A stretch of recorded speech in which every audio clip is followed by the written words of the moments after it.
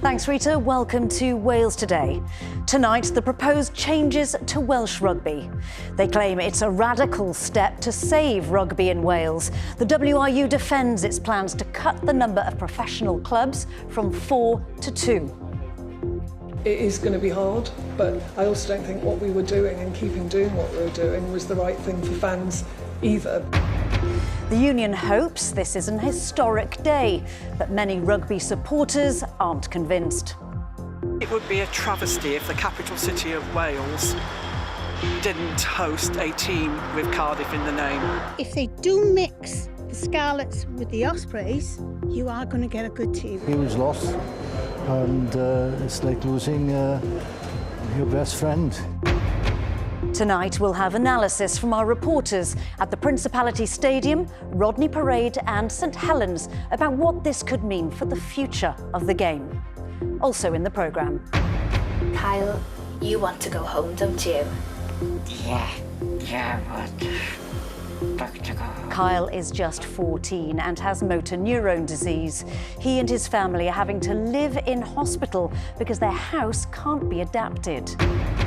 And the battle against beach littering. Volunteers in Porthcawl say they've collected more than 1/2 ton of rubbish in the past 2 weeks.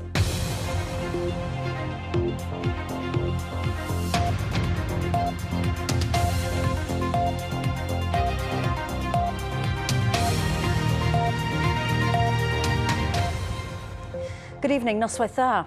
Who wants to play for a team with no history and no loyal and passionate supporters? Well, that was the reaction from one Wales and Scarlets player to the news that the Welsh Rugby Union wants to cut the number of professional clubs from 4 to 2. The WRU unveiled its controversial plans earlier today.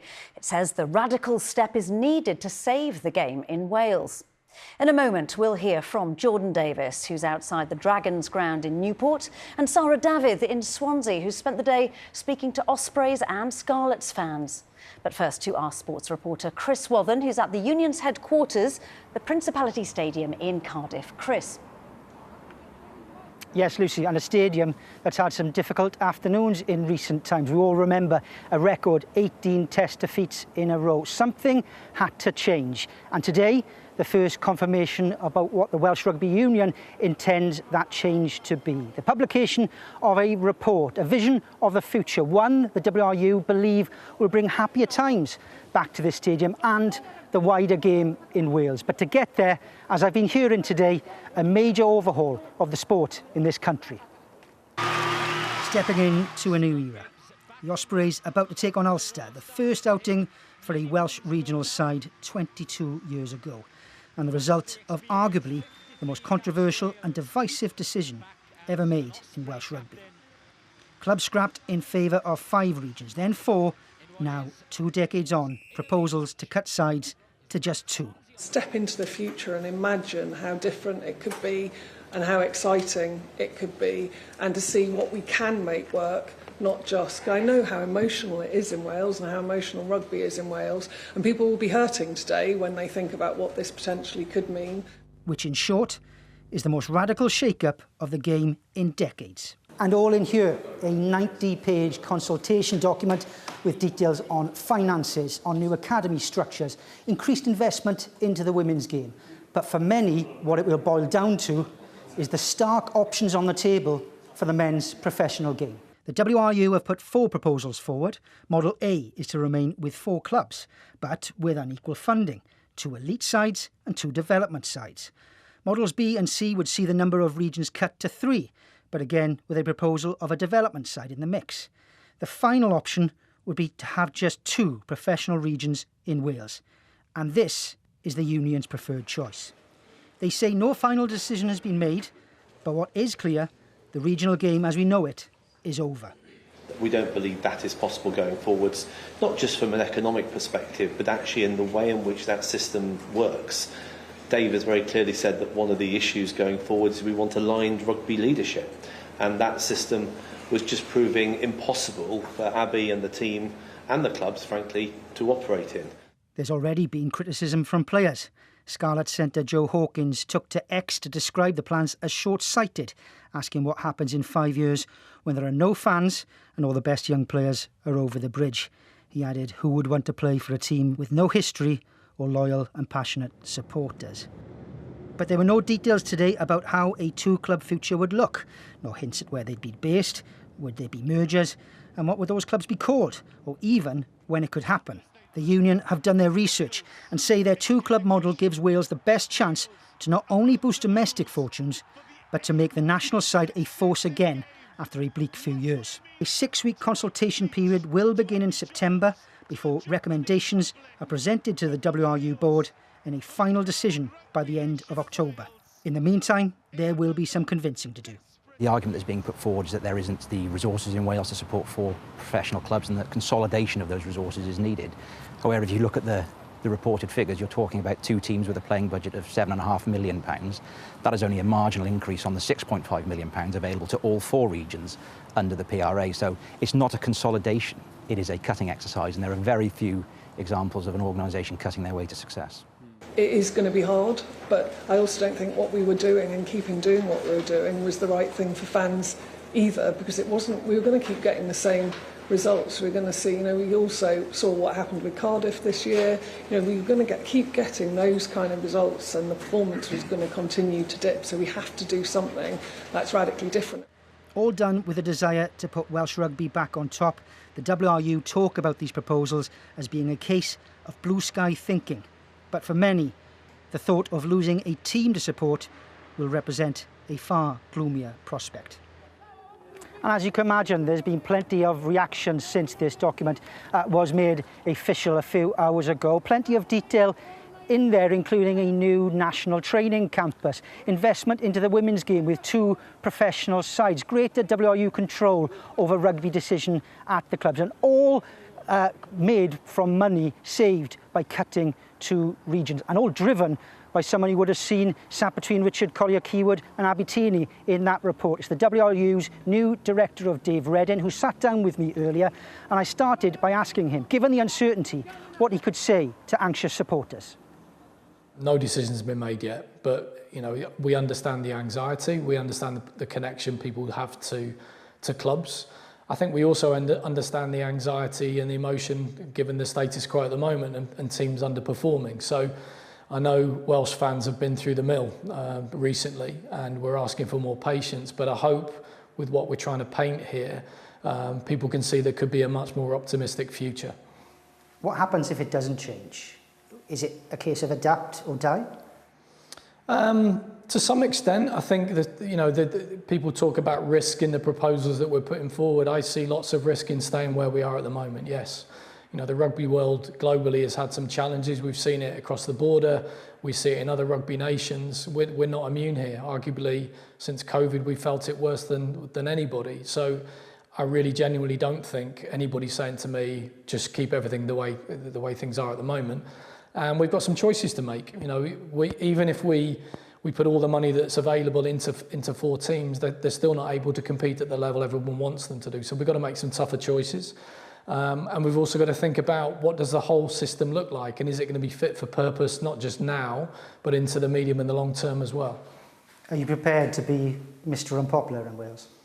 Well, if I'm not already, yeah. I think, look, I think if I bring anything, I hope I bring a fresh external perspective. And whilst I understand and I feel and have felt the passion of the Welsh fans, that it's not part of my DNA, and I think I can look at things a little bit more objectively. People will say 2 teams, it hasn't worked elsewhere. What can you say to them? Well, I think we've got to look at every system uniquely. It's easy to cherry pick the data to try and fit your own biases. What we've tried to outline here is, not that just the headline about it's 2 teams. I want people to read all of it, because what we're trying to propose is 5 interconnected elements that make the whole thing better. So I understand why the headline is 2 men's teams, because that's the emotive one. But what I want people to look at is the whole picture, and what do we really need to do. For me, if it's 4 teams funded the way they are at the moment, how can we have different expectations for our future? You know, we've got to think about our pathways, we've got to think about coach development, we've got to think about facilities, and we've got to think about winning. You know, we want to talk about winning again. That's why we're here. I think that's what people really get excited about. It's what creates pride and identity, and I want to get back there. Dave Reddin there, who spearheaded this process and will now put his proposals to key stakeholders as part of this consultancy period. They say the WRU do expect to be challenged and are key to take on fans' views, of which there are plenty, as Jordan Davis has been finding out, having spent the day in Newport. Jordan. Well, Chris, a huge day for regional rugby here in Wales, not least here at Rodney Parade in Newport, of course, home to the Dragons. Now, I've got to say, the mood among some fans here today has been pretty grim. Fans here really fly the flag for top-flight rugby in the east of Wales, but like fans across the country, they are concerned about the future of their region. What does it mean to be a rugby fan in Wales at the moment? Well, in Newport, where if nothing else, rugby fans brim with passion for their region, it still means a lot, including to Denise and Jaff. It's really nice the way they've got it in the four, so you've got east and your west, right? So how are you going to remix this? You're going to get people out, I don't want any Dragons in my team, I don't want anyone from Cardiff. All I will say, if they do mix the Scarlets with the Ospreys, you are going to get a good team, a super team. You will do. But I don't know how this mix is going to go, and will the fans like it? I'm the Ospreys fan, old. And then you cannot mix Scarlets with Ospreys, because they are both good, and you cannot mix too good together, become the superhero, and the fans forget that. There was a time not so long ago when Welsh rugby, regionally and nationally, basked in success. And we know what that means to the mood of the nation. But now real success is a fading memory, and two regions may pay the price for that. In Llanelli, fans gathered last night to meet their new investors. Today at Parc y Scarlets, it's much quieter outside. Inside, we're told staff and players were being briefed on the situation.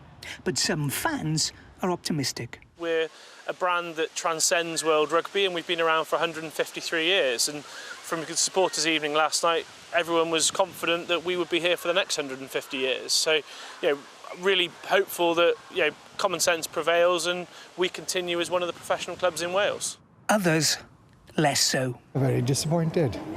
You had all the greats here, Gravel, Bennett. Perhaps they wouldn't get their opportunities in one big team, It'd be a disaster for us as a community. It'd be a huge loss.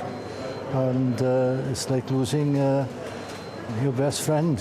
People of this town love their rugby, and you've got days out and everything else, and I think that will go by the wayside. We don't yet know which, if any, existing regions may remain. That'll be revealed in October. What we do know is that the Ospreys are building now, planning a move back to a revamped St Helens, with plans approved earlier this month, including a new 3G pitch and space for 8,000 fans.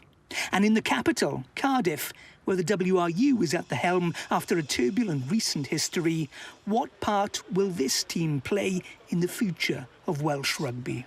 It would be a travesty if the capital city of Wales didn't host a team with Cardiff in the name.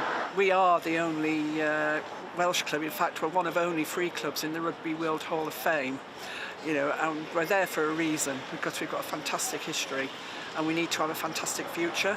Welsh rugby is no stranger to change. Where clubs were once king, there are now regions, potentially 4 to 2.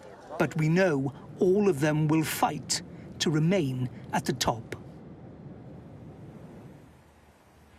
So all this will primarily be based on rugby decisions, but fans have broadened it out here with me today. They say, well, if regional rugby goes from Newport, what will the wider effect be on the city, just a stone's throw away from me, the city centre here? They say, what effect will it have on commerce?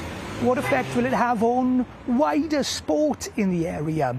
These are all decisions being questioned in regions across Wales tonight, including in Swansea, where my colleague Sarah Davies is.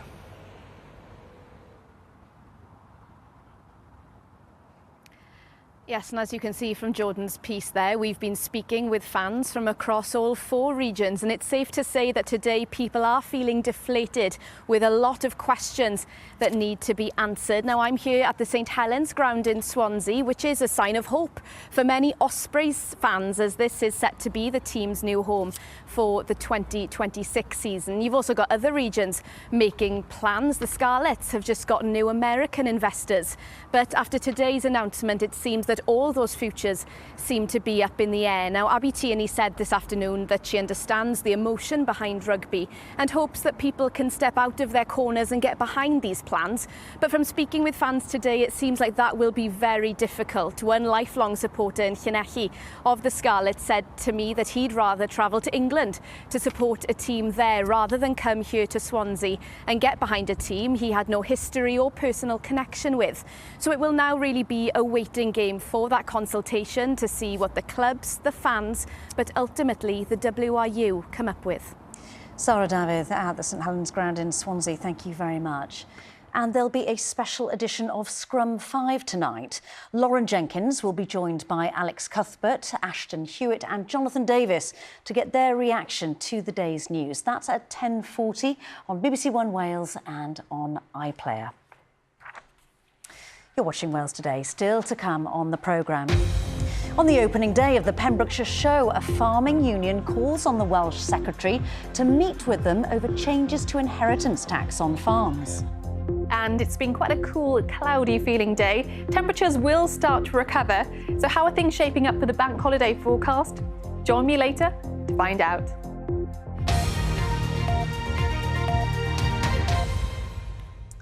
The family of a teenager who's thought to be the youngest person living with motor neurone disease in the UK say they're desperate to leave hospital. 14-year-old Kyle Shinuski from Pontypridd was diagnosed with the condition in January. Since then, the family of 4 have been living in Noah's Ark Children's Hospital in Cardiff because their house can't be adapted to suit Kyle's needs. Our reporter Millery Williams went to meet them. Right, you're going to put it back on, right? Okay. This is how the last 9 months have looked for parents Melanie and Mark. Yeah? Happy? Their 14-year-old son, Kyle, is believed to be the youngest person living with MND in the UK. This photo of him overlooking his hometown of Pontypridd was taken just last November. Here he is now, in Noah's Ark Children's Hospital in Cardiff. After his diagnosis, we found that the house was not adaptable, so we couldn't go home. So at the moment, we're still here because we haven't got anywhere really to go. But Kyle, you want to go home, don't you? Yeah, but back to go home. This is where we are now at the moment. The family's 4-bed terraced house in Pontypridd is up for sale. As you can see, it would be impossible really to get Kyle into the property with the steps. They're very steep, aren't they? Very steep, yeah. In the meantime, they've asked Rhondda Cynon Council for help with finding suitable temporary accommodation. We are obviously very desperate. We are living in the hospital. All our lives are on hold. And I suppose it is quite scary in a way because he can't do anything. It's really urgent because obviously Kyle needs as much of a good quality of life as he can get now. The family are being supported by charities. Kyle's story is a very, very sad and difficult story for the family, but unfortunately quite a common one for people living with MND, motor neurone disease, across Wales. And accessible housing is an issue for several reasons, partly because there's not enough accessible housing stock across Wales. A Rhondda Cynon Council spokesperson said Kyle's family are considered a priority for all forms of housing, and senior staff from Children's Services and Housing meet very regularly, it said, to explore all possible options for Kyle. It is sadly impossible to adapt Kyle's family home to meet his needs, they added. The council said it will continue to work to identify a suitable property for the family as soon as possible.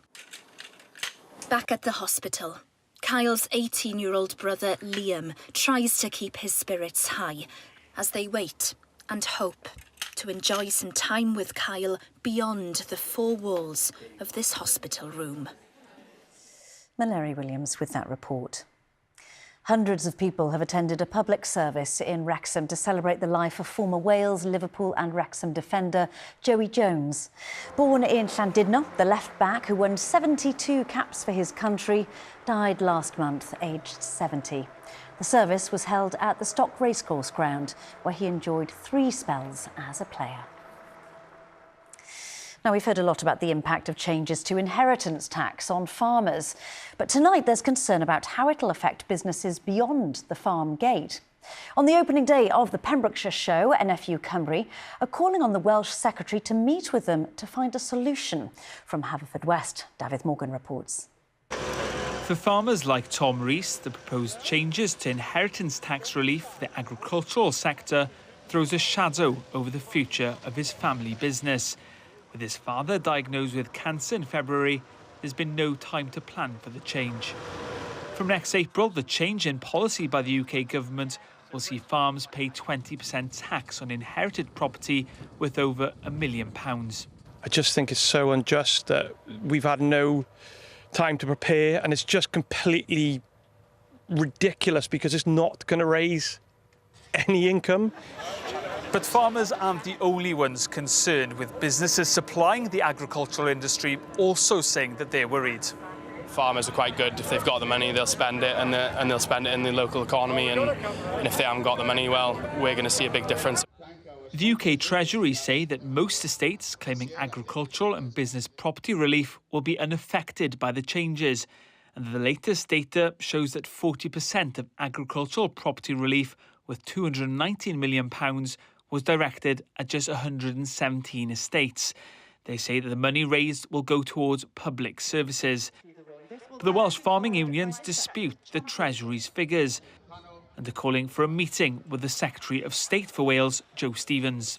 The impact it's going to have on farming family businesses is appalling, and it's going to come from people who have not got time to prepare, and that is the elderly, the ill, and those who've been hit with a personal tragedy. That is disgraceful. They're also calling on the First Minister to weigh in on the debate, something Eluned Morgan was reluctant to do when visiting the Pembrokeshire show today. I am not in a position to know exactly what the Treasury figures look like compared to what the agricultural unions are showing me. That's why it's got to be the Treasury who determines what the situation is. It is their responsibility, not mine. The debate here rages on, while farmers across Wales want a little certainty for the next generation. Now, many of us have been enjoying spending time on the beach this summer, but not everyone is taking their rubbish home with them. Volunteer litter pickers in Porthcawl say they've collected more than 1/2 tonne of rubbish from Coney Beach in the past 2 weeks. Colette Hume reports. It's just after 7 o'clock in the morning and a volunteer army are going into battle. This beach is one of the most popular in Wales. Right now, it's one of the dirtiest. So last week we collected 433 kilograms of rubbish from the beach. It came from a hot day in the summer and also the fireworks display. The hot day was definitely to blame. The beach was super busy. And then we came down the morning after the fireworks, collected all of that rubbish. And yeah, it was the biggest we've had so far. Armed with little more than bin bags and determination, these volunteers love their beach, but they hate the mess. Be very careful for sharps. We don't get sharps here often, but if you do, call me with the flag. I've got a thing to put it in. Within minutes, they find this barbecue. It's still hot. Imagine a child kicking that. Dog mess too, bagged. Oh, you lucky thing! But not binned. They should be banned. These should be banned. The seals put a hedge around these. And rubbish that threatens the Atlantic grey seals who call this coastline home. The litter tells the story of a summer by the sea. Families taking happy memories, but leaving their rubbish behind. It was just a couple of us that come down here to use the beach. We swim, we surf, and it had been a topic of conversation for a while. So we kind of all got together, went for a coffee, and decided that we wanted to do something this year about the mess on the beach. After just an hour, 185 kilos of rubbish has been collected. Please be responsible, you know, and sort of look after your environment. You know, it's a precious place, it's a beautiful place. You look at this, it's absolutely gorgeous. When it's all done, time for a well-earned coffee for the volunteer army, fighting for the beach they love. Let's get the weather forecast now. Sabrina, how's it looking? Good evening, all. But it's been quite a cool, cloudy day, hasn't it? Signs of a bit more sunshine for many of us tomorrow. Largely dry through the bank holiday weekend. And then there still are some signs for some rain next week. So I think most of us should see something a bit more unsettled by the time we get to that stage. As for the temperature charts, then you can see this is the air mass. We're still seeing this northeasterly airflow tomorrow, but as we go into the weekend, slight change in wind direction, so those temperatures will start to recover. That's when they'll go back above average in places. As for this evening, still quite a bit of cloud around, but it will continue to break up as we go through the latter part of this evening and then overnight. Due to those clearer skies, it will be quite a cool night. Overnight lows down to around 6 to 11 Celsius. Tomorrow then, more of us should end up seeing some sunshine. Still some cloud drifting around. Highest chance for this in parts of North Wales, and we'll hold on to the northeasterly breeze too. That's generally light to moderate in strength, and temperatures quite similar to today's values, 17 to 22 Celsius. A few events across the country tomorrow. So for the Pembrokeshire show, there should be quite a good deal of sunshine, some patchy cloud at times, and then for the Denbigh and Flint show, more in the way of sunny spells and areas of cloud. Looking further out then on Friday, high pressure very much in charge, and so we'll see a continuation of largely dry, settled conditions. So Friday itself, we'll probably see some growing amounts of cloud, but even then, some sunny spells mixed in. Most places staying dry. Slight change in wind direction too, so temperatures a little bit higher, up to around 19 to 24 Celsius. Saturday at the moment looks to be the cloudier day of the weekend. The chance for a few spots of rain and drizzle, and then Sunday into bank holiday Monday. At this stage, it does look like we'll see sunny spells and largely dry conditions. That's your very latest. Lucy. Sabrina, thanks so much. A reminder of our top story tonight.